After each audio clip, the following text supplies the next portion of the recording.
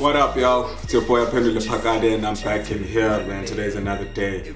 Today I want to just speak on some story time, man. Nothing specific, no topic that I want to talk about today. I just kind of want to share my tale, share my story of what happened this past weekend. It's pretty crazy, very life-changing for me. I feel like it was... it happened so fast, and it did so much damage. So me and my boys, right, like we were out on Saturday. So I went to MUGGED on Saturday, and I just spent some time with like my homeboys, namely Rian, Khabani, and Slew, a guy who works with Khabani in a tobacco store in Castled. Be sure to go check out and support. If you know MUGGED or anything, go buy your stuff from there. They got Hubley pipes and all of that stuff. But anyways, yeah, moving on. That was a young marketing right there, put it right there, you know what I'm saying? So we chilled there, man. Just smoked some Hubley, and then we, had a few drinks. The guy, Rian, I actually did a depression and mental illness video with him. Just check it out there. I'll put it also on the end screen, and then just click on that and watch that. But on that same day, we were chilling together with another friend of mine, Khabani. Now I think Khabani, you'll see him, he's in one of these old videos of mine. If you go on my channel, check out the one with the studio session. That's the one I was chilling with as well. And then Slew, I don't have any footage of him. So we were chilling there, man. Customers coming in and stuff. We just drinking. I took some live videos as well. If any of you guys saw that. So all was well, man.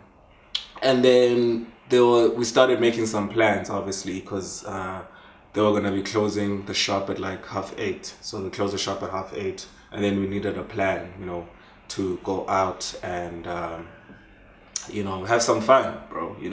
Because it's been a while also that the three of us were together again. Because Rian had been AWOL for a long time, so that's even why I wanted to do that video with him, man. The guy was going through a lot of stuff, so it was good to just reunite, and also that he got a new job, and it looked like looks like his life is on the incline and everything, and the person who hooked him up, even paid him some advance and stuff, so he had money, so he was out here buying bottles. So I'm just like, yo, man, let's celebrate you, you know what I'm saying? It's not something I don't usually, I'm not a party like freak or fanatic. I don't usually go out and stuff, but I like to now and then, like most of us do, most of us young people do. I'm sure even old folks. So we thought to ourselves, man, let's try spend some time. We thought to ourselves, which place could we go that has like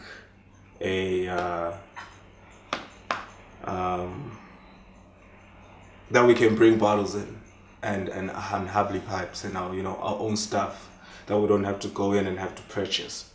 So we thought of Chisanyama and Centurion, so we went to Centurion in a place called Chisanyama, and then we were chilling there. We had some drinks, listened to some good music, bought some meat, ate some meat, and yeah, man, all was well.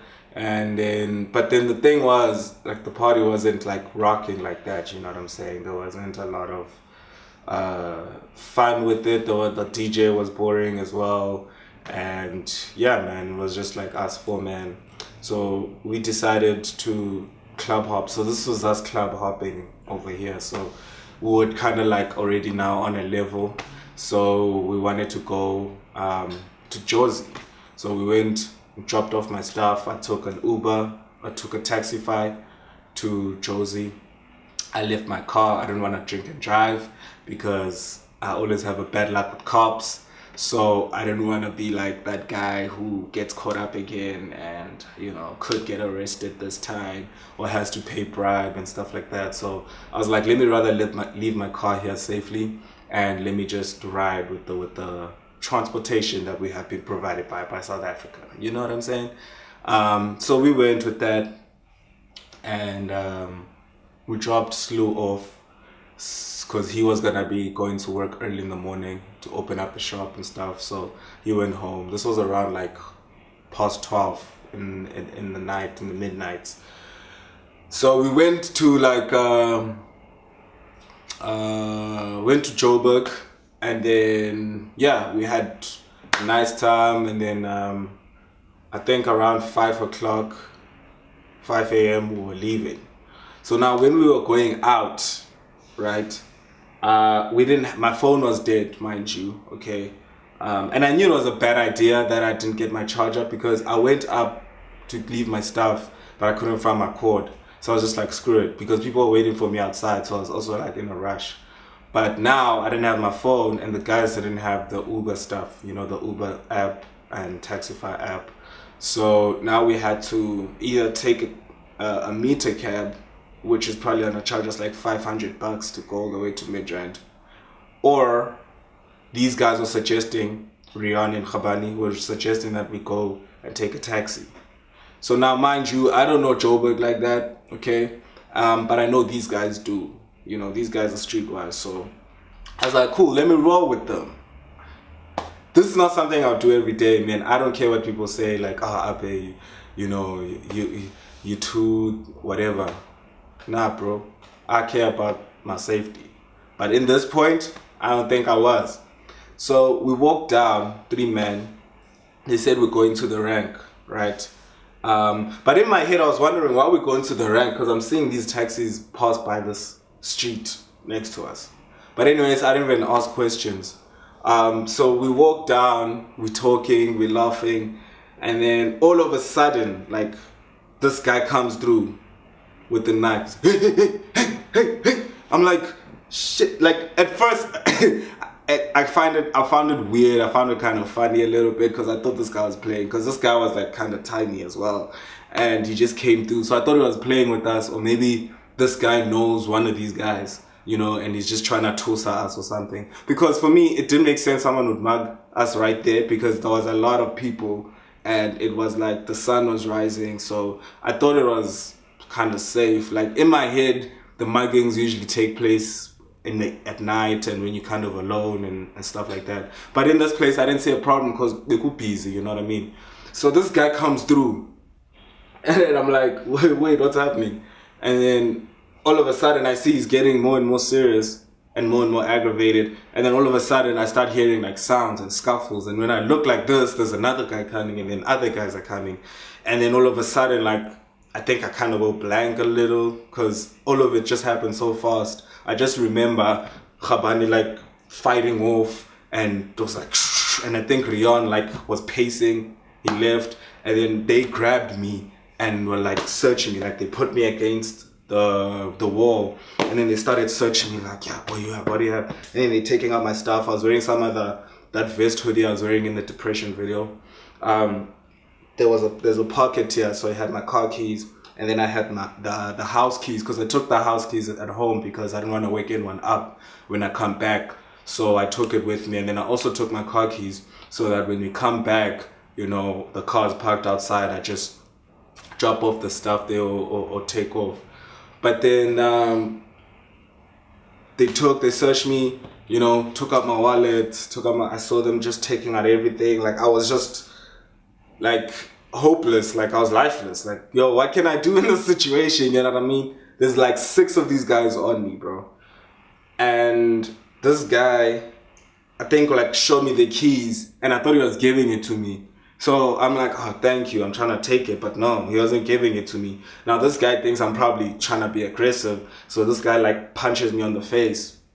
And then the other guy like punches me like somewhere here, and I'm just like, flip, like, you know, like, fuck, shit. And then, yeah, they just took everything and then they paced. And I remember just feeling empty and like nothing on me, no phone, no wallet, no keys. And Khabani standing there like, shit, you know, and now we're just like panicking the streets. And people are like walking, and some of them are like looking.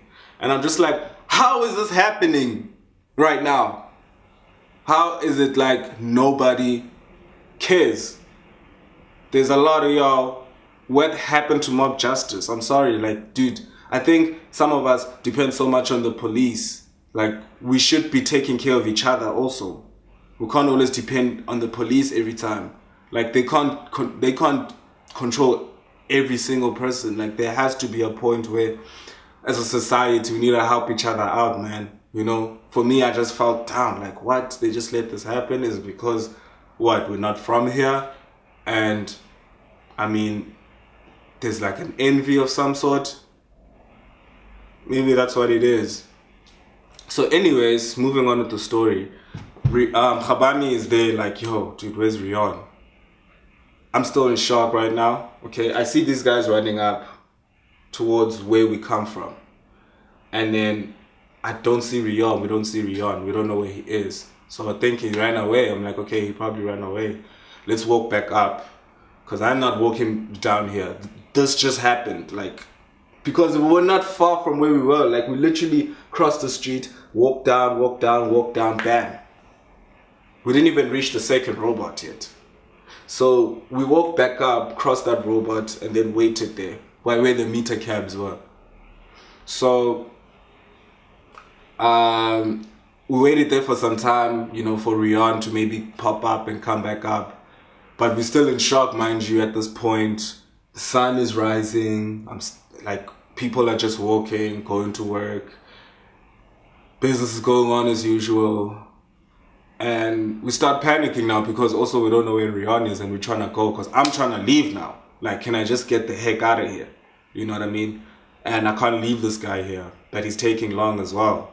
So after some time, I think about like 15 to 20 minutes in, Khabani's like, he's gonna walk down and try to look for him.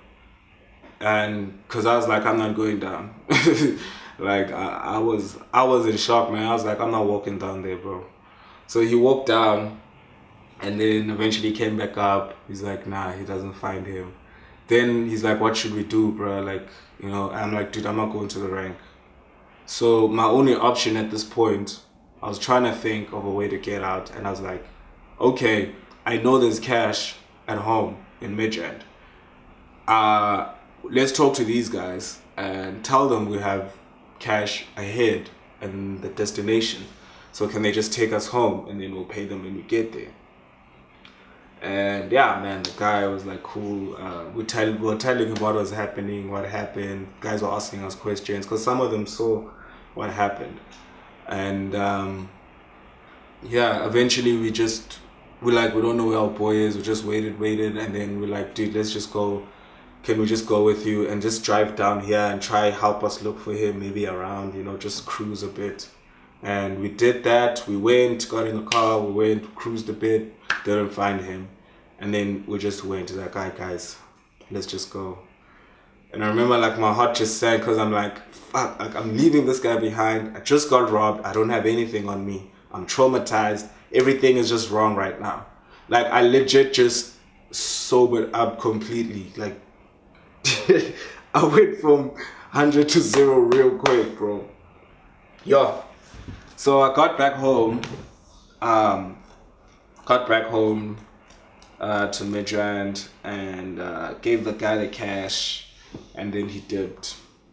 And then we were stuck with a situation where we had to make actions now. Like I had to call and block my card, you know, for my FNB, so they don't access it. And then I had to also do a SIM swap. So the first thing we did is went to Voda World.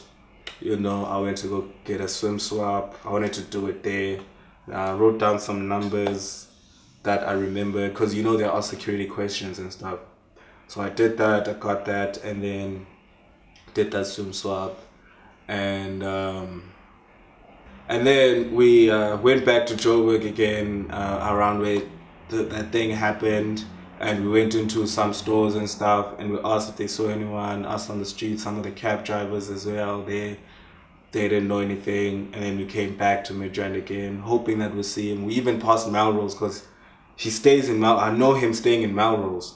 So we went there on our way to Joburg. And then we went to Melrose at his place, and then they said he's not there. And then we went, and then we came back, we passed Melrose again to the place. And then they told us, no, he doesn't live here. So I'm just like, wait, what? Like, he said he lives here though when we had a conversation. So I'm like, man, this is dodgy, bro. So we went back to Midrand, and then my dad advised me that, no, we need to go to the police. We should have went. That should be the first thing that we done, so that we do an affidavit, file a report and all of that. So yeah, man, I took a bath. Like, we didn't sleep. Like, I didn't sleep. Like, the whole night through the day. I thought to myself, I'm tired, but we can't just sleep without this guy, you know, coming home. So we went to Joburg again, went to the police station, and then we filed a report. I wrote my affidavit, told the person what happened, and then the lady, like, at least made me feel better. She's like, no, like, but we haven't heard any incidents about anything that happened through the day. So if anything had happened, we would have known about it, and then, you know, would have told you, and then maybe you would have identified, you know, if maybe there was a dead body or something like that. And I was just like scared, like, yo, what if this guy is dead? Like, what if this guy got stabbed or something because he was trying to fight or trying to run away, and then they caught him, and then there was a fight, and then something bad happened. Like, I was already thinking of so many bad scenarios in my head. So I was like, flip, like, what the heck am I gonna do? Like, I've been stressing out. So this was like the afternoon now on Sunday. And then, yeah, man, we came back home after that, and yeah, Khabani was at the store. We chilled there a bit. Yeah, I thought, okay, I'm gonna go home because I was tired. And then, yeah, man, eventually around late-ish in the evening, I packed his stuff up. His stuff was there, his laptops and stuff were at my place because he was supposed to be at my place. So I'm thinking to myself, that should be the first place he comes to. He should be coming to my place, but he didn't. And I had to go now. Came back here to my place. Like, that was at home in Midrand where my parents live. So I was there for the weekend. So now I came back to Randburg. And yeah, man, woke up Monday morning, nothing. The whole day on Monday, nothing. I went to the bank, ordered a card. I went to go buy a new cell phone, so I could at least be within reach, but also, like, you know, needed cell phone on me.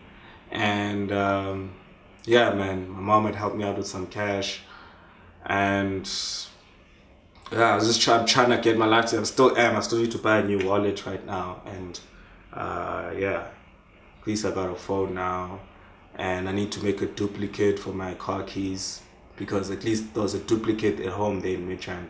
So my mom had a duplicate, so now I have to make another duplicate, so I have two keys again. Yeah, what else, man? So this guy's missing. So you only, because I was thinking to myself, if this guy doesn't arrive on Tuesday, I am gonna go to the police and file a report. I was already thinking of filing reports. I was getting his pictures, you know, because they said I must bring his pictures and stuff. And I was gonna go and say he's officially missing. I couldn't contact any of his family, you know. I went on Facebook, I tried to look for his friends, anyone I could find, his cousins or anything, tried to contact them, nothing. So yeah, because he had, like, the guy is very independent, if I could put it like that. You know, as you guys will see in the video, if you haven't checked it, like, he was going through depression and stuff, and there's a lot of things that happened in his life. So his life was just, you know, not in order like that. So I couldn't even find anyone, and I'm like, I didn't know where to start. So I thought I felt responsible, you know, and I needed to take it upon myself to at least make sure that this guy's okay. So I went in the morning, I was about to go to the police station, and then I took a shower and everything. I started on my way, and then I got his Facebook message, and he's like, dude, I'm gonna post it here right now. He's like, dude, yeah, what he's saying there, he's hurt and everything, and, you know, he's okay, and then I should meet him. And he told me that I should meet him in Melrose. So I went to meet him in Melrose. You know, he told me the story of what was going on with him. You know, I gave him his stuff, you know, his laptop bag. Apparently this guy was somewhere in Alex some point, because he said he waited for us at MTN at the taxi rank, and we didn't arrive. And then after he waited for us at the taxi rank at MTN, and we didn't arrive. He said waited for us for like 2 hours. And then he left after that and went to Alex, because that was like, he managed to get like $10 or something, because he didn't have cash on him, so he couldn't go to Midrand. So he went to Alex because he says he knew some people there, and then those people helped him to go back to Melrose. So I was just asking him, like, dude, why didn't you like use any of these people's phones or something? He's like, nah, I didn't have our numbers and stuff. I'm like, okay, I get that, but like maybe Facebook and stuff, like the social media. Guys, if anything happens, you please, if you don't have our numbers, go to social media and like send us a DM or something, because your account is in the airwaves. Like, you can go on anybody's phone, just put in your details and your password. But like he said, apparently no one wanted to help him and stuff, you know. So I kind of get that too. I mean, who would want to like give you their phone to go on Facebook? But I'm thinking to myself, like, yo, the guy who helped you get you, maybe he had it. I don't know the full story. I might ask him again. But apparently that person helped him. Probably they gave him cash only, and then he left and took a taxi to Melrose. So I went to meet him there. He was there with some other guy, I forgot his name. And he said the house that he's actually staying at is not there anymore, but there's like a park there in Melrose. I don't know if any of you know Melrose, but like behind the KFC, if you go behind it, there's like a park. And then behind that, like up over the fence, that's where the house is. So I'm just like, okay, cool. Told my family, because my family was also panicking and stuff. So I let them know we found him, and everyone that I was telling Valley that he was missing and stuff, we found him, you know, Rihanna's found. I was so relieved, you understand, like, oh, I was like, thank God.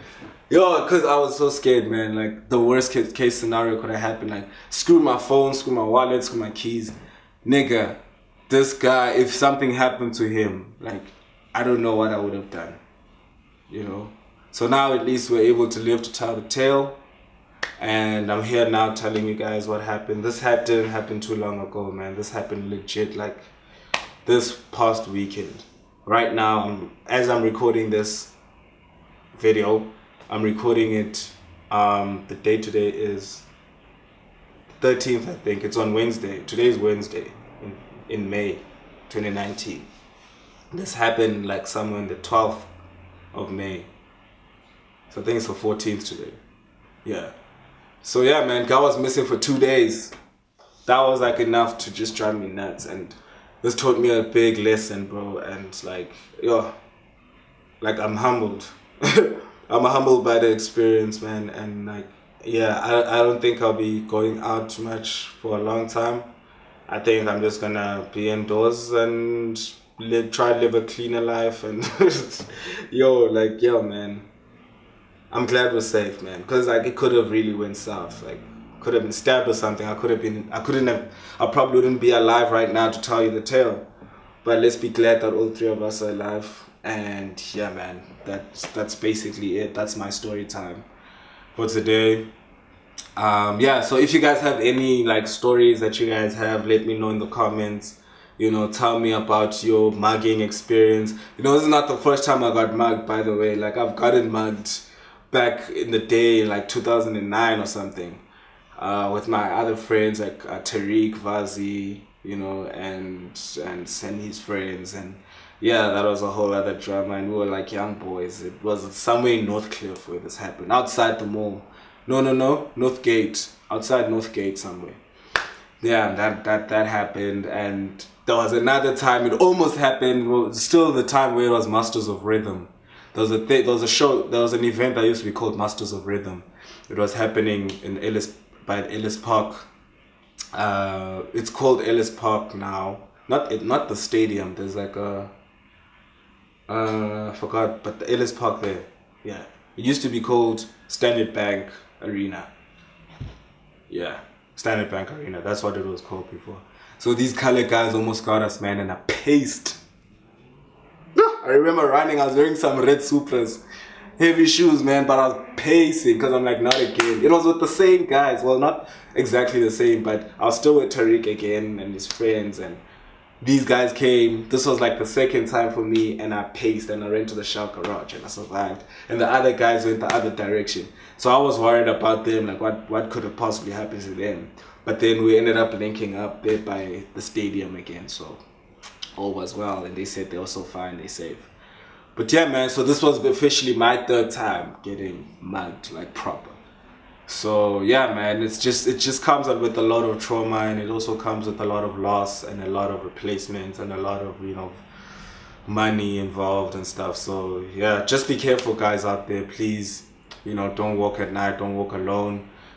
Even if you're walking with people, you guys just be mindful and make sure that you, at least there's Ubers now, make sure your Uber's waiting right outside the venue, and walk out straight from the venue straight to the car and drive. So yeah, man, otherwise, thank you so much. That's my story time. Let me end it here. Peace and love. Stick up, chisa, my dick in my leg. It was side, boogie, see ya, pull up.